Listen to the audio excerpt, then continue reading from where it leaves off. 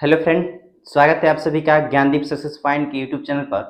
आज हम लोग क्लास 12 के दीर्घ उत्तरीय प्रश्न को सॉल्व करेंगे, जो कि आपके एग्जाम की दृष्टि से काफ़ी महत्वपूर्ण रहने वाला है। तो वीडियो के अंत तक बने रहिएगा। तो चलिए बिना देरी किए वीडियो को शुरू करते हैं। फर्स्ट ऑफ ऑल क्वेश्चन ये है, एक्स और वाई का मान ज्ञात करना है। ठीक है, ये आपका अवयव की तरह दिख रहा है। तो इसको ज्ञात करने के लिए ये सबसे पहले इसको इक्वेशन 1 मान लेंगे और इसको मान लेंगे 2, और इसको हल करने के लिए विलोपन विधि का यूज कर सकते हैं आप। क्या करेंगे, समीकरण नंबर 1 और प्लस 2 से, यानी दोनों समीकरण को जोड़ देंगे तो यहाँ से आपका हल हो जाएगा x प्लस वाई इक्वल 7 0 2 5। ठीक है। दूसरा है x माइनस वाई इक्वल 3 0 0 3। अब इसको जोड़ने के लिए क्या करेंगे, देखेंगे जैसे y प्लस और y माइनस ये आपस में कट जाएगा, x और x कितना हो जाएगा, 2x हो जाएगा। और अवयव का जोड़ कैसे करते हैं, कोई भी अवयव में जब जोड़ते हैं तो अवयव को, किसी एक अवयव के अवयव को उसके संगत अवयव के अनुसार जोड़ते हैं। यानी कि 7 की जगह पर इसमें 3 है तो 7 को 3 से जोड़ेंगे, कितना बनेगा, 10 बनेगा। 0 को 0 से जोड़ेंगे तो 0 ही होगा। फिर नीचे वाला लाइन में नीचे वाला लाइन को जोड़ेंगे, 2 से 0 को जोड़ेंगे तो 2 होगा, और 5 से 3 में जोड़ेंगे तो 8 होगा। ऐसा ही अवयव का जोड़ होता है, और घटाव भी इसका ऐसा ही किया जाता है। ठीक है। अब यहाँ से केवल x का मान निकालेंगे तो 2 जो है इसके साथ वह सब किसी के बटा में चला जाएगा, यानी ये हो जाएगा 10/2, 0/2, 2/2 और 8/2। तो इस प्रकार जब इसको आप हल करेंगे तो क्या मिलेगा, x अवयव बराबर, ये कट जाएगा आपस में, 2 से 10 5 बार में कटेगा, ये 0 बार में कटेगा, ये 1 बार में कटेगा, और ये 4 बार में कटेगा। तो इस प्रकार हम कह सकते हैं कि x का मान क्या आ जा रहा है, 5014। फिर दूसरा करेंगे क्या हम लोग, अब इस x के मान को समीकरण नंबर 1 या 2 में रख देंगे, लिख देंगे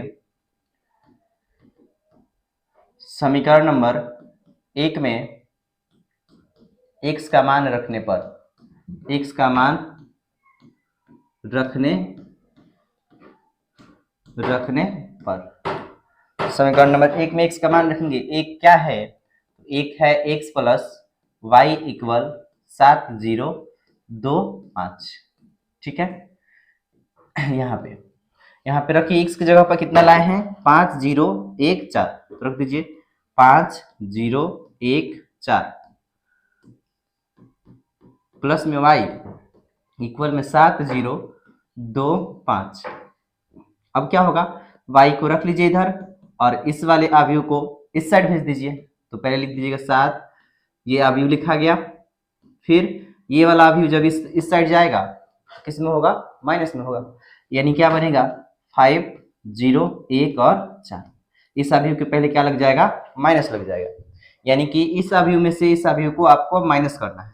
तो लिख सकते हैं y बराबर 7 में से 5 जाएगा 2, 0 में से 0 गया 0, 2 में से 1 गया 1, और 5 में से 4 गया 1।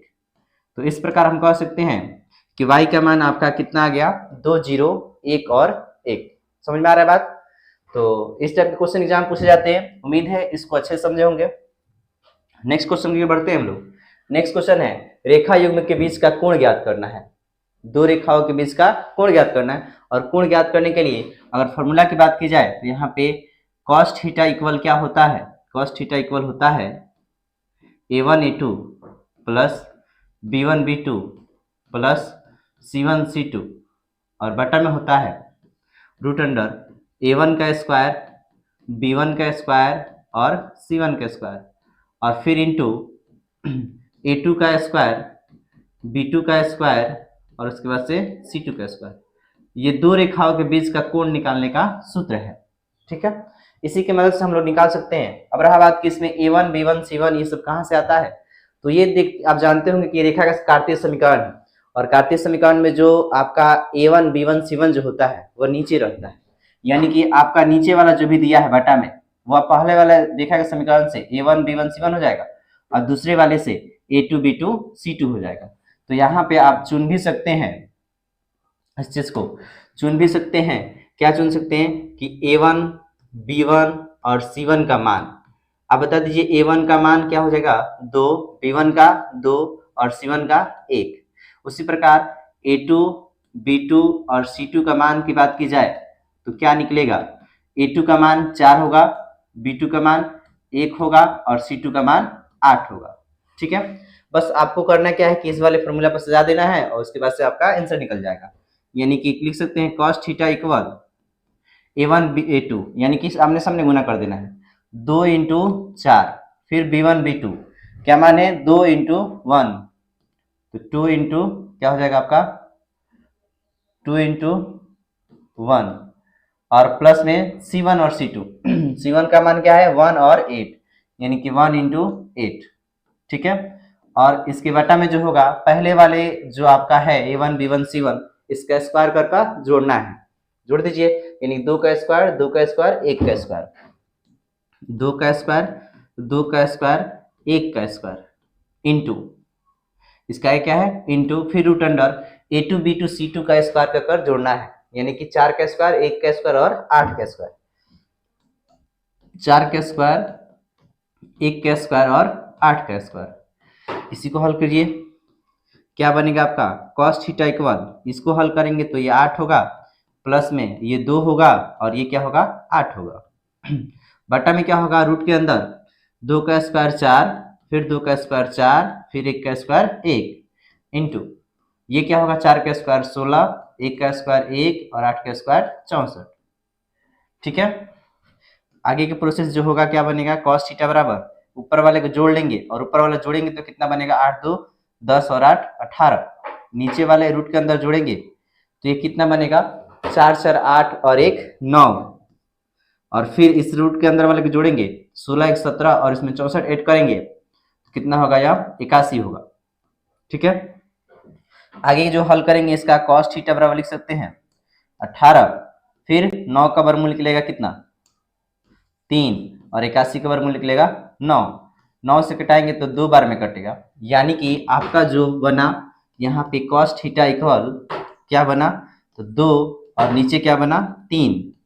यहाँ पे देखिए कोण निकालने के लिए पूछा जा रहा है, तो कोण निकालना का मतलब हुआ केवल थीटा का मान बताइए, तो थीटा का मान निकाल देंगे। यहाँ पे थीटा बराबर cos जो इसके साथ है अगर बराबर किस साइड भेजते हैं तो यहाँ से इनवर्स लग जाता है, यानी cos इनवर्स 2/3। समझ में आ रहा बात, कोई भी त्रिकोणमितीय निष्पत्ति अगर अपना थीटा छोड़कर जाता है तो उसका इनवर्स रहेगा तो इनवर्स हट जाएगा, इनवर्स नहीं रहेगा तो इनवर्स लग जाएगा। उम्मीद है इस क्वेश्चन को भी समझे होंगे। इस प्रकार इसका कोण आ गया है cos इनवर्स 2/3। ठीक है, अगला प्रश्न की ओर देखते हैं। अगला प्रश्न है सिद्ध करना है आपको ये सारणिक, ये भी बहुत फेमस क्वेश्चन है, बहुत बार एग्जाम पूछा जाता है। कैसे सॉल्व करेंगे आप जानते हैं, इसमें पंक्ति होता है ये R1 ये R2 और ये R3। इस प्रकार इसमें देखा जाए तो इसमें स्तंभ होता है C1 C2 C3। ठीक है, तो किसी के अनुसार हम हल कर सकते हैं, लेकिन देखना यहाँ पे ये है कि A minus B B minus C और C माइनस ए लाना है। तो किस प्रकार से करें ताकि ये भी हमारा बन जाए, तो देखिए A माइनस बी अगर ऐसे घटाएंगे तो A माइनस बी नहीं मिलेगा, यानी कि स्तंभ के अनुसार घटाएंगे तो A माइनस बी नहीं मिलेगा, लेकिन पंक्ति के अनुसार घटाते हैं पहला पंक्ति माइनस दूसरा पंक्ति तब मिल जाएगा। तो वही प्रयोग करेंगे, यहाँ पे लिखेंगे क्या R1 में प्रसरण करेंगे R1 माइनस R2 तथा R2 में भी चेंज कर देंगे, R2 में प्रसरण करेंगे R2 माइनस R3। ये चेंज का सिंबल है, ये बताता है किस लाइन में आप कुछ संक्रिया कर रहे हैं, कुछ परिवर्तन कर रहे हैं, उस चीज को दर्शाता है तीर का सिंबल। लिखिए अब उसके बाद से क्या करेंगे हम यहाँ पर लिख लेंगे पहले वाले लाइन में से दूसरे वाले लाइन को माइनस करना है, तो बारी बारी से घटेगा, एक में से एक घटेगा तो 0, a में से b घटेगा तो बनेगा a minus b, a square में से बी स्क्वायर घटेगा तो a square minus b square. ठीक है, फिर दूसरा वाला दिखा गया R2 माइनस R3, यानी दूसरे वाले लाइन में से तीसरे वाला लाइन घटाएंगे, फिर एक में से एक घटेगा तो 0, b में से c घटेगा तो b माइनस सी, और फिर b स्क्वायर में सी स्क्वायर घटेगा तो b स्क्वायर माइनस सी स्क्वायर। ठीक है, इससे फायदा ये हुआ कि सारणी के अंदर 2 अवयव 0 हो गए, और सारणी के अंदर अगर 0 हो जाते हैं अवयव तो आसान होता है हल करने। नीचे वाला लाइन में कुछ नहीं लिखे हैं तो इसको ऐसा ही छोड़ देंगे 1 सी स्क्वायर।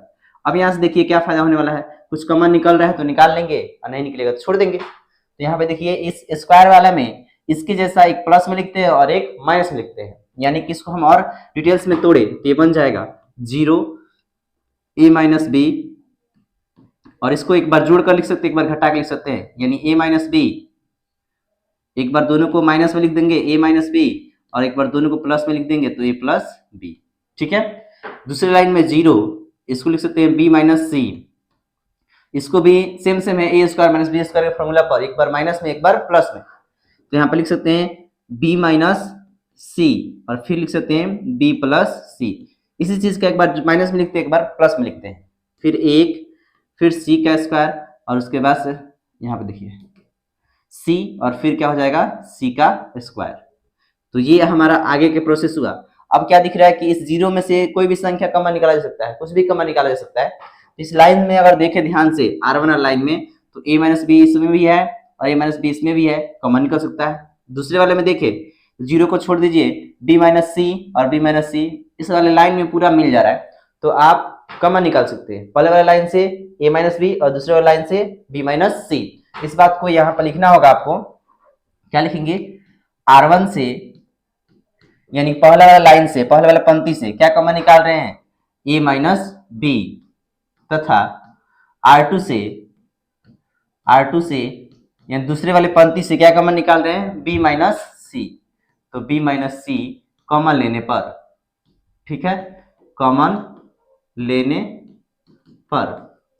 अब लीजिए कॉमन, जिस चीज को कॉमन लेते हैं उसको सारणी के बाहर लिखते हैं, यानी क्या लिखेंगे a माइनस बी, फिर क्या लिखेंगे b माइनस सी, फिर क्या बचेगा आपका, तो यहाँ पे बचेगा 0, ये तो 0 है तो 0 बचेगा, यहाँ पे बचेगा 1, 0 1 माइनस वाला कॉमन निकल गया तो क्या बचेगा प्लस वाला बचेगा, a प्लस बी।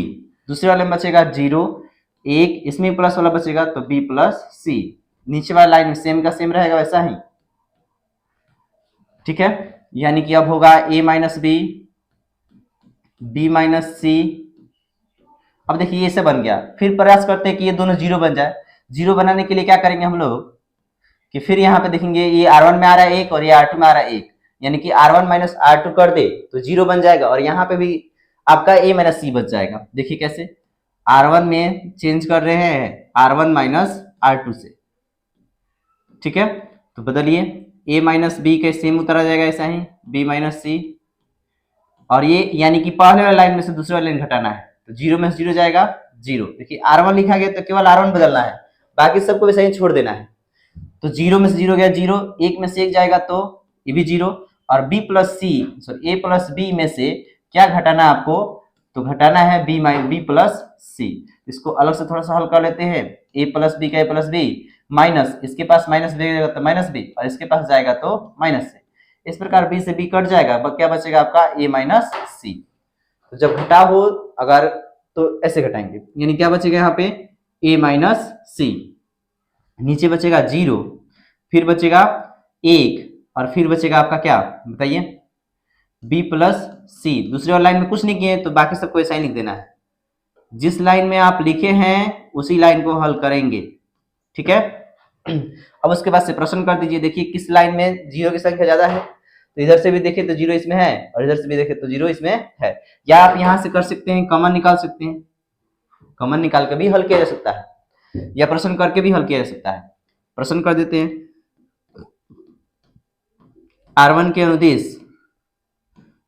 अनुदिश प्रसरण करने पर, अब R1 ये जो है बगल में लिख देंगे a माइनस बी, फिर क्या है b माइनस सी, और बगल में प्रसरण कर रहे हैं तो R1 में पहला अवयव तो 0, दूसरा अवयव भी 0, तो 0 को प्रसरण करने से कोई फायदा है नहीं, केवल इसी को हल करेंगे। इसमें क्या है a माइनस सी, तो इसको बाहर करेंगे a माइनस सी। अब रहा बात चिन्ह का, तो इसके पहले प्लस होता है, इसके पहले माइनस होता है और इसके पहले प्लस, तो प्लस है दे चाहे नहीं दे, फिर ब्रैकेट में क्या बच जाएगा, इसको ढक लेंगे तो ये होगा c में 0 से गुना करेंगे तो क्या बनेगा बताइए 0, और माइनस 1 में 1 से गुना करेंगे तो 1, ऐसे ही बनाते हैं, ठीक है। आगे देखिएगा a माइनस बी, फिर बनेगा b माइनस सी, और यहाँ पे जो होगा आपका ब्रैकेट के अंदर a माइनस क्या बनेगा ये a माइनस सी, ठीक है, और बगल में बचेगा, 0 में से 1 हटाएंगे तो -1। देखिए हमें लाना क्या है, a माइनस बी तो आ चुका है, b माइनस सी भी आ चुका है, लेकिन c माइनस ए नहीं आया है, a माइनस सी आया है, इसलिए यहाँ पे माइनस में आ रहा है, माइनस से गुना कर देंगे तो हो जाएगा। यानी कि देखिए क्या कर सकते हैं हम लोग, तो a माइनस बी फिर b माइनस सी, और यहां से जैसे गुना करेंगे तो a माइनस में हो जाएगा, c प्लस में हो जाएगा, तो इस प्रकार लिख सकते हैं c माइनस ए, और इस प्रकार ये प्रूव्ड हो जाएगा। समझ में आ रहा है बात? तो ये अच्छा एक क्वेश्चन था जो कि एग्जाम में पूछते रहता है। ठीक है, चलिए नेक्स्ट प्रश्न को देखते हैं। नेक्स्ट प्रश्न है, इसमें मान निकालना है इसको, इस प्रकार क्वेश्चन भी एग्जाम पूछता है, तो कैसे निकालेंगे देखिए। इसको हल करने के लिए आप क्या कीजिए, देखिए ये 1 1 1 आपको दिख रहा है, इस वाले लाइन में 2 2 2 और इस वाले लाइन में दिख रहा है 3 3 3।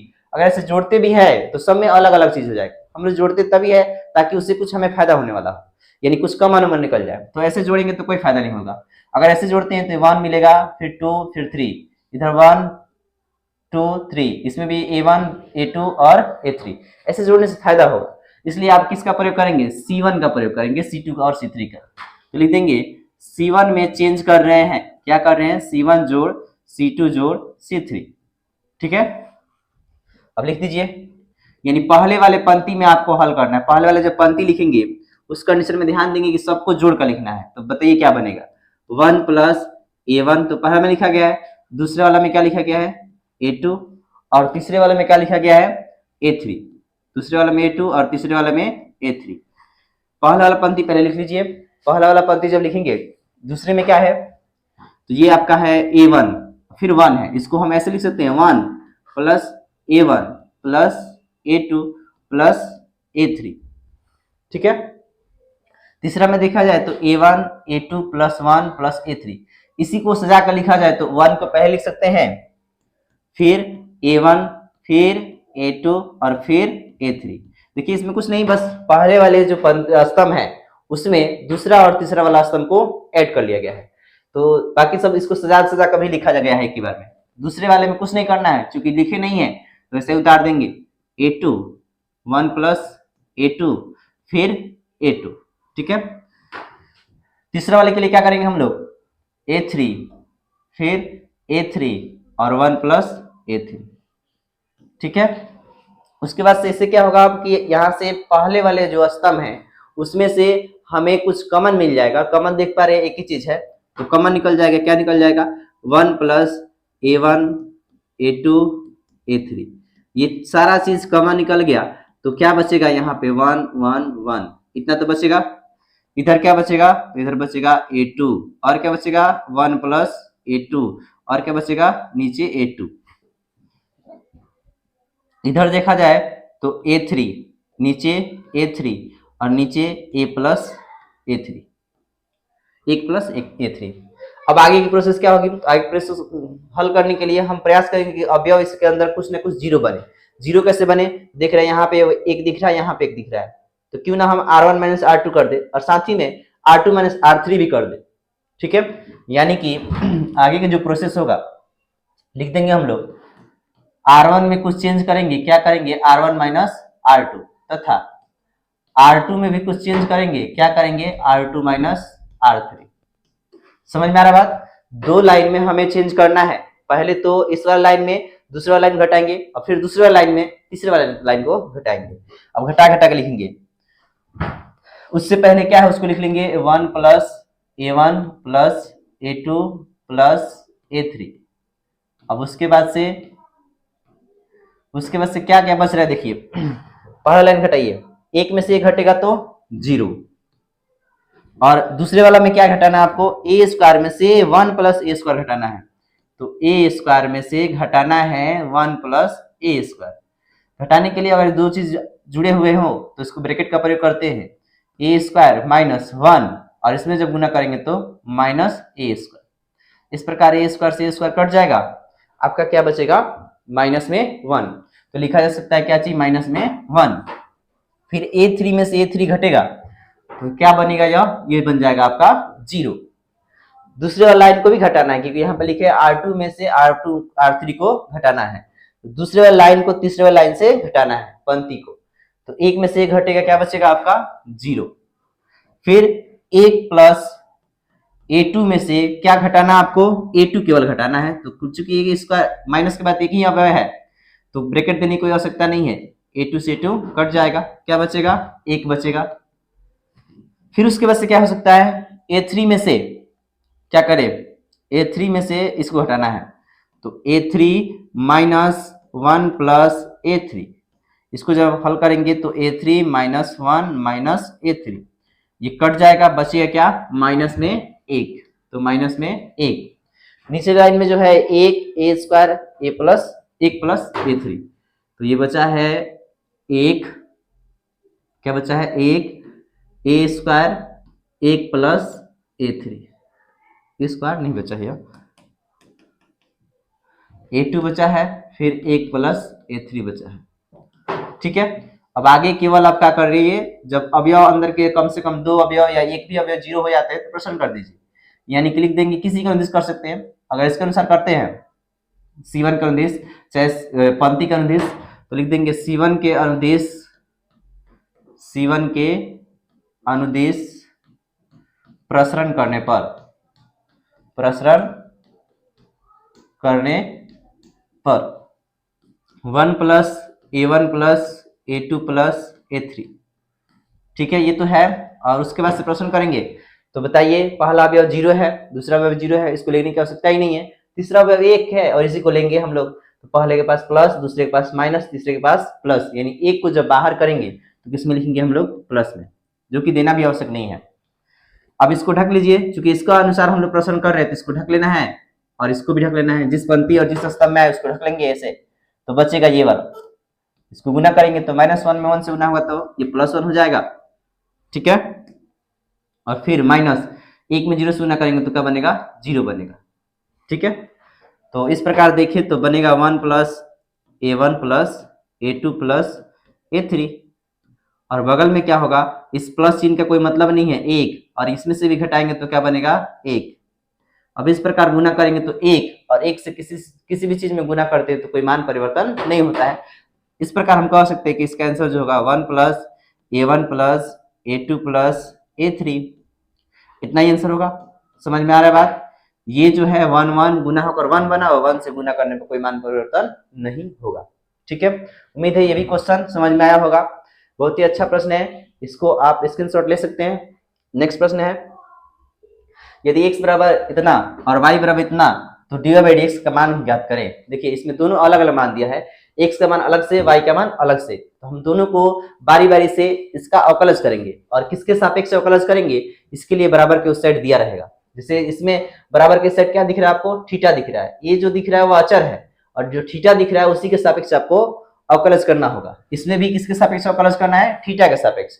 तो इस प्रकार हम देखकर उसके सापेक्ष अवकलज करते हैं, तो इसको लिख लेंगे क्या दिया है, x बराबर a into theta plus sine theta. ठीक है, इतना थीटा के सापेक्ष अवकलज करेंगे तो क्या बनेगा, dx बटा डी थीटा। जिसके सापेक्ष हल करते हैं उसको बटा में लिखते हैं d के साथ। ठीक है, तो इसलिए बटा में क्या आया, डी थीटा आया। यहाँ पे देखिए तो ये अचर है a, तो a से कोई खास मतलब नहीं है, a को छोड़ दीजिए, इस थीटा कीजिएगा तो डी थीटा बटा डी थीटा होगा, और प्लस साइन को कीजिएगा तो डी साइन थीटा बटा क्या बनेगा, डी थीटा बनेगा। इस ए से कोई खास मतलब है नहीं, इधर देखिए तो dx बटा डी थीटा बराबर ए का ए रह जाएगा, थीटा से थीटा कट कर कितना आ जाएगा, एक आ जाएगा, प्लस साइन थीटा का जो डिफरेंशिएट क्या होता है, तो साइन थीटा का जो डिफरेंशिएट होता है वो क्या होता है आपका, कॉस थीटा होता है। क्या होता है, कॉस थीटा होता है। तो इस प्रकार हम लिख सकते हैं इसका जो dx बटा डी थीटा आया वो क्या आया, a into 1 plus cos theta, और इसको मान लेंगे इक्वेशन नंबर 1। ठीक है, पुनः इसको हल करेंगे, y बराबर क्या दिया है, a into 1 minus cos theta.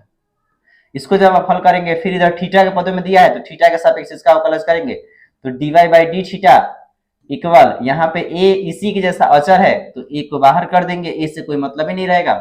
1 का डिफरेंशियल करेंगे तो d1 बटा dx, ठीक है, और माइनस कॉस का करेंगे तो डी कॉस थीटा बटा डी थीटा। फिर क्या बनेगा, तो dy बटा डी थीटा इक्वल में होगा क्या, तो ए का ए और 1 का डिफरेंशिएट जानते हैं आप लोग क्या होता है, 1 का डिफरेंशिएट क्या होता है 0 माइनस कॉस का डिफरेंशिएट क्या होता है, तो कॉस का डिफरेंशिएट होता है माइनस में साइन, तो पहले से माइनस से एक और माइनस आएगा तो इसलिए क्या बनेगा प्लस में, तो साइन थीटा होगा। ठीक है, यानी कि dy बाई डी थीटा का जो मान आएगा वह 0 से कोई मतलब नहीं है, ए जाकर गुना करेगा तो क्या बनेगा ए साइन थीटा। इसको इक्वेशन नंबर क्या मान लेंगे 2। अब देखिए हमें लाना क्या है, dy ऊपर और dx नीचे, तो ये दोनों इक्वेशन की मदद से हम लोग ला सकते हैं। अब क्या करेंगे, इसमें जोड़ेंगे, घटाएंगे, गुना करेंगे या भाग करेंगे। तो यहाँ पे देखिए dy बाई डी थीटा किस में है 2 में है और dx बाई डी थीटा किस में है 1 में है। अगर दूसरे वाले में पहले वाले से भाग कर देते हैं तो dy ऊपर हो जाएगा और dx नीचे हो जाएगा और साथ ही साथ डी थीटा से डी थीटा कट जाएगा। तो वही करेंगे हम लोग, लिखेंगे क्या, इधर बनाते हैं समीकरण नंबर 2/1 से, यानी दूसरे वाले में 1 से भाग करेंगे। पहले इसको लिख लेते हैं dy बाई डी थीटा और बटा में इसका क्या है dx बटा डी थीटा। LHS को LHS से भाग करते हैं और RHS को RHS से, तो इतना बनेगा बराबर यहाँ पे देंगे जहां पे मेन बटा होगा। अब बताइए पहले किसका मान लिखा जाए dy बाई डी थीटा, तो dy बाई डी थीटा का मान क्या है a साइन थीटा है। ठीक है, तो क्या लिखेंगे हम लोग a साइन थीटा और फिर बटा में dx बाई डी थीटा, तो dx बाई डी थीटा का मान कितना है a इंटू क्या है a into 1 plus cos theta. ठीक है, तो a से कट जाएगा, डी थीटा से डी थीटा कट जाएगा, आपका क्या आ जाएगा dy बटा dx और इधर क्या होगा साइन थीटा बटा 1 प्लस कॉस थीटा। अब इसके आगे का जो हल होगा, इसको आगे का हल करने के लिए हम क्या करेंगे, इसका फॉर्मूला यूज करेंगे। साइन थीटा का जो फॉर्मूला होता है, अगर बात की जाए साइन थीटा के फॉर्मूला का, तो क्या होता है जानते होंगे आप लोग 2 sine theta by 2 into cos theta by 2 और बटा में 1 प्लस कॉस थीटा की बात की जाए तो इसका फॉर्मूला प्लस है तो लगेगा 2 कॉस स्क्वायर थीटा बाई 2। ठीक है, ये इसका सूत्र होता है, साइन थीटा का फॉर्मूला ये और 1 प्लस कॉस थीटा का formula 2 cos square theta by 2। अगर यहाँ पे माइनस रहता है तो नीचे यूज करते 2 साइन स्क्वायर थीटा बाई 2। अब देखिए यहाँ से 2 से 2 कट जाएगा, यहाँ पे कॉस की संख्या डबल है तो 1 से 1 कट जाएगा। ठीक है, अब क्या बचा आपका, तो बचा है इधर बचा है dy बाई dx और इधर बचा है ऊपर साइन बचा है, नीचे में का एक कॉस बच गया। तो साइन बटा कॉस क्या होता है, साइन बटा कॉस होता है टेन थीटा बाई 2, क्योंकि दोनों का थीटा में थीटा बाई 2 है। तो इस प्रकार इसका जो सही आंसर होगा तो वह क्या होगा टेन थीटा बाई 2। समझ में आ रहा है बात, ऐसे एग्जाम में क्वेश्चन पूछा जाता है और इस प्रकार क्वेश्चन को बनाने का तरीका यही होता है। ठीक है, जिस पदों में हो सकता है कि इधर टी के पदों में दिया रहता है तो उसको टी के सापेक्ष हल करते हैं और बाद में जो चलकर हम लोग भाग देते हैं और भाग के माध्यम से हम लोग क्या करते हैं बनाते हैं। ठीक है, नेक्स्ट प्रश्न को देखते हैं। नेक्स्ट प्रश्न जो है आपका एक्स के सापेक्ष अवकलज कीजिए। किसका अवकलज करना है, तो सेक इंटू 10 रूट अंडर एक्स का। तो सबसे पहले इसको मान लेंगे, लेट इसको मानेंगे हम लोग, लेट y बराबर क्या क्वेश्चन में है, तो सेक इंटू 10 रूट अंडर एक्स।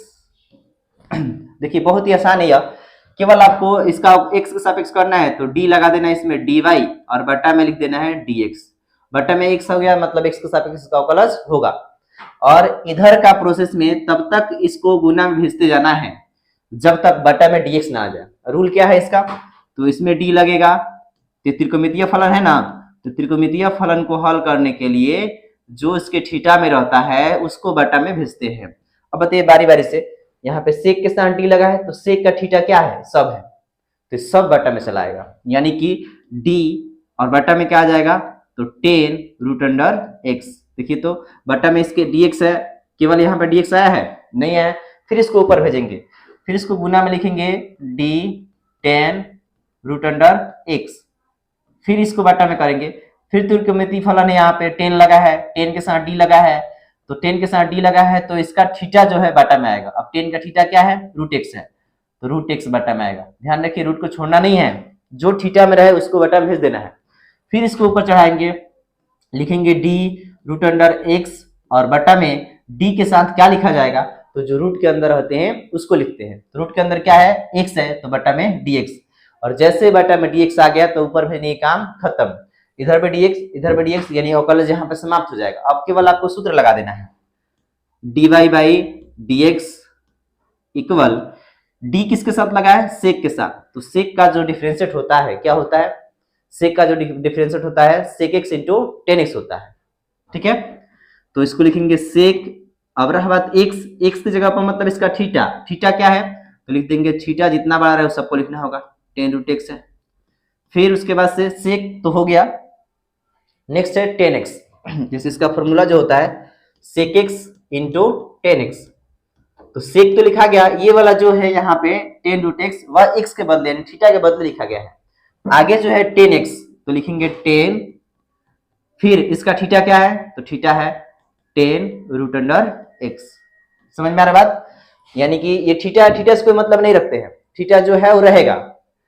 सेक के साथ डी लगा है तो सेक का डिफरेंशिएट क्या होता है, sec theta into cos theta, यानी सेक के साथ जो है उसको लेकर लगा दिया गया है इंटू, फिर किसके साथ डी लगा है, टेन के साथ, तो थीटा क्या है उससे कोई मतलब नहीं है, टेन के साथ लगा है तो टेन का डिफरेंशिएट क्या होता है, टेन का जो डिफरेंशिएट होता है क्या होता है बताइए, तो इसका होता है सेक स्क्वायर थीटा होता है, थीटा में क्या है रूट अंडर एक्स है, और फिर लगा है आपके साथ किसके साथ डी लगा है, तो रूट के साथ लगा है, तो रूट का डिफरेंशिएट जो होता है एक बटा दो रूट जितना रहेगा उतना, रूट के अंदर क्या है एक्स है, तो बटा में क्या होगा एक्स होगा। इस प्रकार जो इसका सही जवाब होगा इसी को आपस में गुना कर दीजिए, हो जाएगा, यानी कि dy बाई डी एक्स, इसी को सजा देना है sec into tan root x into tan into tan root x into sec square root under x. ये जो बटा में यहाँ पे है उसको हम सबके बटा में कर सकते हैं, यानी कि लिख सकते हैं दो रूट अंडर एक्स, और यही जो होगा आपका सही आंसर होगा। समझ में आ रहा बात, तो इस प्रकार क्वेश्चन पूछता है, यहाँ पे इसके थीटा में दे देकर कुछ मान बहुत ज्यादा पूछता है, ठीक है। तो उम्मीद है कुछ समझे होंगे आप लोग, और बनाने का तरीका ये होता है कि थीटा को बटा में हमेशा भेजा जाता है, और जैसे थीटा dx हो जाए उसको वहां पे डिफरेंशिएट इसका खत्म, उसके बाद से इसका फॉर्मूला यूज करते हैं, ठीक है। नेक्स्ट प्रश्न जो है आपका समाकलन करना है e के पावर x cos x का। देखिए ये भी क्वेश्चन इस टाइप क्वेश्चन में पूछा जाता है, जब इसमें e लगा रहे उसको समाकलन कितना बार कीजिए हटता ही नहीं है, तो इसके लिए क्या करते हैं हम लोग मान लेते हैं, समाकलन को मान लेंगे, क्या मान लेंगे, मान लेंगे i बराबर समाकलन e के पावर x और उसके बाद से cos x dx, समीकरण नंबर 1 मान सकते हैं, चाहे केवल इतना भी मानकर हम लोग आगे हल कर सकते हैं, ठीक है। क्या करेंगे, इसको u इंटू भी का भी पर समाकलन करते हैं, u इंटू भी की बात की जाए, u इंटू भी का अगर समाकलन की बात की जाए तो क्या होता है समाकलन, सबसे पहले इसको मानने का जो तरीका होता है आइलेट के अनुसार मानते हैं। ये क्या होता है आइलेट, तो सबसे पहले यहाँ पे दो फलन दिया है तो उसी को u इंटू भी पर बनाते हैं, और बनाते हैं तो सबसे पहले i का मतलब होता है इनवर्स, यानी जो फलन इनवर्स वाले होंगे जैसे sine inverse, cos inverse, tan inverse, उसमें रहे। l का मतलब होता है लोगरिथम, यानी कि जो लॉग किससे संबंधित क्वेश्चन रहे। a का मतलब होता है अलजेब्रा, जैसे उसमें एक्स वाई जेड रहे। t का मतलब होता है त्रिकोणमिति, यानी कि sine theta, cos theta, tan theta रहे। और e का मतलब होता है एक्सपोनेंशियल, यानी e के घात वाला क्वेश्चन रहेगा उसको होता है। यही क्रम होता है मानने का। अगर क्वेश्चन में आपको जैसे कि दिया है e के पावर x वाला और क्या दिया है त्रिकोणमिति वाला, तो सबसे बाद में कौन है e वाला, तो इसको मानेंगे भी, और जो त्रिकोणमिति है इससे पहले त्रिकोणमिति आता है इसको मानेंगे योग। मानने का तरीका हुआ, कुछ और समझिए, जैसे यहाँ पे दे दे एक साइन x और एक दे दे लॉग x। अब इसमें बताइए u किसको मानेंगे, v किसको मानेंगे, तो इसके लिए पहुंचेंगे आइलेट पर, और आइलेट का क्रम देखेंगे, पहले इनवर्स फिर लॉग। देखिए इसमें लॉग है, यहाँ पे लॉग है, भले ये बाद में लिखा गया है लेकिन इसको मानेंगे पहले आता है, उसके बाद से अलजेब्रा फिर त्रिकोणमिति है, यानी लॉग के बाद त्रिकोणमिति आता है, इसलिए इसको मानेंगे u और इसको मानेंगे v। समझ गए होंगे आप लोग। यानी इसमें u और v का मान कौन होगा, तो u का जो मान होगा पहले त्रिकोणमिति आता है और फिर बाद में e वाला आता है, तो u मानेंगे cos को और v मानेंगे e के पावर x को, तब बनाएंगे। वैसे फॉर्मूला क्या होता है इसका, फॉर्मूला जो होता है इसमें क्या करते हैं, u को बाहर करते हैं और समाकलन करते हैं v का, माइनस समाकलन, जिसका समाकलन किया सेम यहाँ पे उतार देते हैं वैसा ही, और फिर बगल में जो गुना में था उसका डिफरेंशिएट करते हैं। ये इसका सूत्र है। और चूंकि डबल डबल समाकलन है तो इस बड़ा वाला समाकलन के बदले यहाँ पे लिख देते हैं dx। ये किसका फॉर्मूला है, तो ये जो फॉर्मूला है आपका u इंटू v का समाकलन का फॉर्मूला है, और यही फॉर्मूला इसमें यूज होगा। आप समझ चुके हैं किसको u मानेंगे किसको v मानेंगे। यानी कि इस क्वेश्चन में u का मान क्या है cos x और v का मान क्या है e के पावर x। तो चलिए पहले इसको सजा लेते हैं। यहाँ पे हम लिख सकते हैं i बराबर, पहले cos को बाहर कर सकते हैं cos x और फिर इंटू में e के पावर x। सजा लिए इसको, कोई तो दिक्कत नहीं होना चाहिए, आगे पीछे लिखे गुना में। तो अब रहा बात, यहाँ पे जो फॉर्मूला उसके अनुसार सजा देंगे। i बराबर क्या होगा, u बाहर, u यानी cos x बाहर और e के पावर x का समाकलन, माइनस समाकलन, एक और समाकलन देना है, फिर v का समाकलन, v मतलब e के पावर x का समाकलन। उतना ज्यादा दिमाग ना यूज करके जिसका समाकलन है उसी को लिख देना है और जो गुना में है उसका डिफरेंशिएट कर देना है। तो इसके साथ ये हो गया। उसके बाद से डिफरेंशिएट किसका करना है, तो cos का, तो cos का डिफरेंशिएट, और फिर बड़ा एक ब्रैकेट देकर बगल में देना है क्या चीज, dx, क्योंकि डबल समाकलन है तो बड़ा वाला समाकलन के बदले dx। आगे के जो प्रोसेस है क्या बनेगा, जिसमें चिन्ह लगा हो समाकलन या डिफरेंशिएट का उसी का लिखेंगे, जिसमें नहीं लगा उसको वैसे उतार देंगे। cos में नहीं लगा है तो cos उतर जाएगा ऐसा ही, इसमें लगा है और इसका जो सूत्र होता है समाकलन सूत्र सेम ही होता है, e के पावर x माइनस ये वाला समाकलन अभी रहेगा। ब्रैकेट के अंदर अगर हल करते हैं तो यहाँ पे समाकलन लगा e के साथ, तो इसका समाकलन e के पावर x होगा, और फिर cos का जो समाकलन होता है वह क्या होता है, माइनस में sin x होता है, और फिर ब्रैकेट घेर दे, अंदर वाला तो हो गया समाकलन और डिफरेंशिएट, बगल में क्या है dx। ये अंदर से माइनस जब निकलेगा तो इधर आएगा तो किसमें होगा, प्लस में होगा। यानी केवल ये माइनस को बाहर निकाल लेते हैं तो ये बनेगा, इसको सजा लिया जाए, e के पावर x पहले इंटू cos x बाद में, माइनस आएगा तो प्लस। इसको भी देखिए यहाँ पे भी e के पावर x और sin x दो फलन दिख रहे हैं, एक e के वाला और एक त्रिकोणमितीय फलन, तो इसको u इंटू v फिर मानना पड़ेगा। तो बताइए इसमें u कौन होगा, तो आइलेट के अनुसार पहले त्रिकोणमिति और फिर एक्सपोनेंशियल, यानी कि पहले त्रिकोणमिति आता है तो u किसको मानेंगे, साइन को मानेंगे। उससे पहले सजा लेते हैं यहाँ पे sin x पहले और e के पावर x बाद में, फिर इसको मानेंगे। बताइए क्या बनेगा, i बराबर e के power x into cos x plus, अब यहां से फिर टूटेगा फॉर्मूला पर इसी के जैसा, फिर u यानी कि sin x बाहर, e का समाकलन, फिर समाकलन सजाते हैं यहाँ पे, यानी कि sin x बाहर, समाकलन होगा e के पावर x का, ठीक है, माइनस समाकलन लगाना है, जिसका समाकलन हुआ है उसी को लिख देना है e के पावर x dx, ठीक है यहां तक, और फिर जिसका नहीं हुआ है जो गुना में है उसका डिफरेंशिएट कर देना है d sin x, और बटा में क्या हो जाएगा dx, और बगल में हो जाएगा एक और dx। ध्यान रखिएगा कंफ्यूजन होता है बार बार। अगर डिफरेंशिएट करते हैं साइन का तो क्या कितना आता है बताइए, तो साइन का डिफरेंशिएट करते हैं तो कितना आता है cos का, लेकिन वही साइन का समाकलन करते हैं तो क्या आता है, माइनस में cos आता है। तो ध्यान रखिएगा यहीं पे इसका उल्टा, अगर cos का डिफरेंशिएट करते हैं तो माइनस में साइन आता है, और cos का समाकलन करते हैं तो प्लस में साइन आता है। इस बात को ध्यान रखिए, एग्जाम में पूछा जाता है। आगे जो बात होगा, i बराबर e के power x into cos x plus sin x का sin x, वही बताया जिसमें लगा हो चिन्ह समाकलन या डिफरेंशिएट का उसी का हल करते हैं। e के पावर x का समाकलन लगा है तो e के पावर x का समाकलन यही होता है, कुछ दूसरा फॉर्मूला नहीं होता है। माइनस समाकलन पहले ब्रैकेट के अंदर, तो यहाँ पे भी लगा है समाकलन, तो e के पावर x का e के पावर x इंटू साइन में डिफरेंशिएट, और साइन का डिफरेंशिएट क्या होता है cos x होता है। क्या होता है? cos x होता है। तो लिख सकते हैं क्या चीज? cos x, और बगल में dx है तो dx। देखिए ये प्रोसेस बार बार चलते रहता है, इसलिए इसको मान लिया गया शुरू में क्या? i। और ध्यान से देखिए तो यही क्वेश्चन फिर आया है जो क्वेश्चन था, यानी e के power x cos x dx question था, और यहाँ पे भी सेम सेम आ रहा है समाकलन e के power x cos x dx। तो क्या इसके बदले हम i का प्रयोग कर सकते हैं? बिल्कुल कर सकते हैं, यानी कि i बराबर e के power x into cos x plus, इसको भी सजा सकते हैं क्या? इसको सजाएंगे तो क्या बनेंगे? e के power x into sine x minus, यहाँ पे कर सकते हैं i। समझ में आ रहा बात? तो आगे के जो प्रोसेस होगा बस अब हो चुका है इसका हल, केवल i को इधर बुलाएंगे और इसका हल आंसर हो जाएगा। उससे पहले देखिए थोड़ा सा इसको थोड़ा सा एडजस्ट करते हैं हम। कहाँ आएगा यार?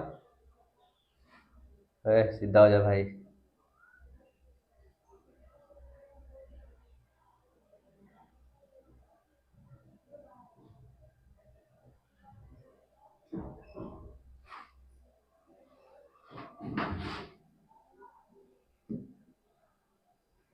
अरे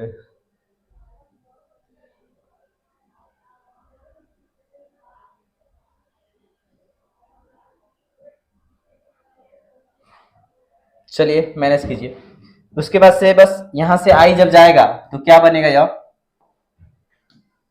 यहाँ पे i, इधर से i आएगा तो एक और i हो जाएगा, इधर बच जाएगा e के power x into cos x plus e के power x into sine x. फिर i और i कितना i हो जाएगा? 2i। इसमें से e के पावर x को कॉमन निकाल सकते हैं, यानी कि cos x plus sine x. यहां से केवल i का मान निकाला जाए तो e के पावर x और ये जो 2 है बटा में चला आएगा, फिर हो जाएगा cos x और प्लस में sin x, और यही जो होगा आपका क्या हो जाएगा? आंसर हो जाएगा। ठीक है, समझ में आ रहा होगा बात? इसका जो आंसर होगा कितना होगा? ठीक है, चलिए नेक्स्ट प्रश्न की ओर बढ़ते हैं हम लोग। नेक्स्ट प्रश्न जो है आपका, इसका हल करना है। कैसे हल होगा? लिख लेंगे 1 plus x square d y equal दे रखा है 1 plus y square d x. देखिए इसमें पहले ही से डी वाई और डी एक्स दे दिया है, तो अगर डी वाई और डी एक्स को इस समीकरण में दिया रहा है तो उसको कहते हैं अवकल समीकरण। और अवकल समीकरण को हल करने के लिए क्या करते हैं? पहले तो इसकी बहुत सारी विधियां हैं, इसमें एक्स वाले और वाई वाले की तरफ करते हैं, या फिर इसको समघातीय से बनाते हैं, या फिर रैखिक अवकल समीकरण से बनाते हैं। सबसे पहले एक्स और वाई को एक जगह कर लेते हैं, अगर हो जाए तो ठीक बात है, नहीं तो आगे की विधियां जानेंगे हम लोग। यानी कि जहां डी वाई लिखा गया है वहां पे वाई वाला आ जाएगा, और जहां डी एक्स लिखा गया है वहां पे एक्स वाला पहुंच जाएगा। तो वैसा ही करेंगे, डी एक्स यहाँ पे क्या है? डी वाई, और बगल बटा में लिख देंगे इसको 1 प्लस वाई स्क्वायर, चूंकि गुना में है तो बटा में आएगा ही, बराबर dx, और बटा में क्या हो जाएगा? 1 प्लस एक्स स्क्वायर। ठीक है, इसके बाद से अगर x और y एक जगह अलग अलग हो जाते हैं तो उसके पास हम क्या लगाते हैं? समाकलन, और समाकलन लगा के इसका समाकलन करेंगे। ऊपर कुछ नहीं तो 1 है और नीचे 1 प्लस वाई स्क्वायर है, यानी कि ये जो फॉर्मूला है इस रूप का है 1 बटा, हालांकि इस फॉर्मूला को आप जानते होंगे, 1 बटा 1 प्लस एक्स स्क्वायर का जो फॉर्मूला होता है क्या होता है? तो ये जो फॉर्मूला होता है टेन इनवर्स एक्स का होता है। किसका फॉर्मूला होता है? टेन इनवर्स एक्स का। तो उसी रूप में तो है, एक्स जगह पर वाई है तो क्या लिखेंगे हम लोग? Tan inverse y. इधर सेम है तो इधर लिख सकते हैं क्या सी? टेन इनवर्स एक्स, और साथ ही में प्लस में एक कांस्टेंट सी जोड़ना पड़ता है। ठीक है, तो इसलिए सी जोड़े हैं। देखिए किसी एक तरफ जोड़ा जाता है, प्रयास किया जाता है ज्यादातर एक साइड की ओर सी जोड़ा जाए, इतना आंसर छोड़ सकते हैं, और नहीं तो इसको इधर बुला लेंगे तो लिखेंगे टेन इनवर्स वाई, ये वाला इधर आएगा तो माइनस में टेन इनवर्स एक्स बराबर में सी बच जाएगा। कभी कभी इसका आंसर ऐसे भी बोला जाता है, माइनस अगर कॉमन निकाल लिया जाए तो टेन इनवर्स ये एक्स हो जाएगा और ये माइनस में हो जाएगा, टेन इनवर्स वाई इक्वल में हो जाएगा सी।